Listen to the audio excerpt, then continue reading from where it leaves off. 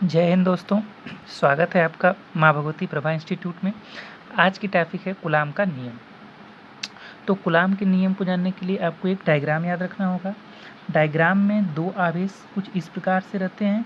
वो कितनी दूरी पर रहते हैं? r दूरी पर। अब आवेश क्या है? Q1 Q2। अब आप कहेंगे आवेश क्या है, तो आवेश क्या है? आज से 2000 वर्ष पूर्व एक थेल्स जो थे यूनानी दार्शनिक, उन्होंने अंबर की छड़ को किससे रगड़ा था? कागज के छोटे छोटे टुकड़ों से। या अपने पेन को आप अपने बाल से रगड़ेंगे तो कागज के टुकड़ों के पास ले जाएंगे तो वो क्या होंगे? आकर्षित होंगे। पदार्थ के इसी गुण को ही हम कहते हैं कि वह वैद्युतमय हो गया। और जब वो पदार्थ वैद्युतमय हो जाता है तो किसके कारण होता है? आवेश के कारण। तो आवेश की परिभाषा आपको स्पष्ट हो गई हो कि आवेश क्या है। मतलब या तो आकर्षण हो या तो प्रतिकर्षण हो। आवेश दो प्रकार का होगा, एक होगा धनात्मक आवेश और दूसरा होगा ऋणात्मक आवेश। यदि दोनों धनात्मक मान लीजिए प्लस क्यू हैं तो इनके बीच में क्या होगा? प्रतिकर्षण होगा। और यदि एक प्लस है एक माइनस है तो इनके बीच क्या होगा? आकर्षण होगा। और दोनों माइनस हैं तो उनके बीच में प्रतिकर्षण होगा। तो आई होप कि आप लोग को ये समझ में आ गया कि आवेश क्या है। तो मतलब प्रतिकर्षण आकर्षण ये है क्या? ये एक प्रकार के बल हैं।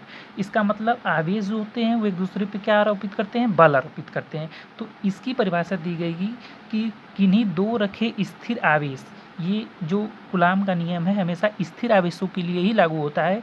जो इनके बीच वैद्युत बल लग रहा है वह इनके मात्रा के गुणनफल। याद रहे, यदि मैं प्लस लूँ यहाँ माइनस लूँ तो यहाँ पर इसका मतलब है कि मॉड, इसका मतलब है कि इसके परिमाण के अनुपाती तथा यह वैद्युत बल इनके दूरी के व्युत्क्रमानुपाती होता है। यदि इस समीकरण 1 और 2 को यदि इसकी परिभाषा लिखनी होगी तो क्या लिखेंगे कि इस दो बिंदुओं पर स्थित दो आवेशों के बीच लगने वाला आकर्षण बल या प्रतिकर्षण बल। भाई यदि दोनों प्लस रहेंगे तो प्रतिकर्षण होगा, यदि एक प्लस एक माइनस रहेगा तो आकर्षण होगा, और दोनों माइनस रहेंगे तभी प्रतिकर्षण होगा। तो आप दोनों बलों को जो है इसमें जोड़ेंगे कि आकर्षण बल अथवा प्रतिकर्षण बल उनके आवेशों के मात्राओं के गुणनफल के अनुक्रमानुपाती तथा उनके बीच की दूरी यदि हम r माने तो वो व्युत्क्रमानुपाती होता है। तो यदि इन दोनों को एक में लिखेंगे तो ये हो जाएगा Q1 Q2 अपान r²। अब हमेशा अनुपानुपाती के चिन्ह को हटाने के लिए क्या जोड़ते हैं? एक नियतांक जोड़ते हैं, Q1 Q2 अपान r²। अब ये k क्या है? तो k की वैल्यू हम जो है रखते हैं 1/4 पाई एप्सिलॉन 0, जहाँ एप्सिलॉन 0 क्या है? ये निर्वात की विद्युतशीलता है। यदि कोई पूछे आपसे ये क्या है, ये निर्वात की विद्युतशीलता है। और 1/4 पाई एप्सिलॉन 0 का मान होता है 9 × 10⁹ तो ये चीज़ यहाँ पर आप रख देंगे। F बराबर 1/4 पाई एप्सिलॉन 0 Q1 Q2 अपान r²। इसी समीकरण को ही क्या कहते हैं? कूलाम का नियम कहते हैं। धन्यवाद।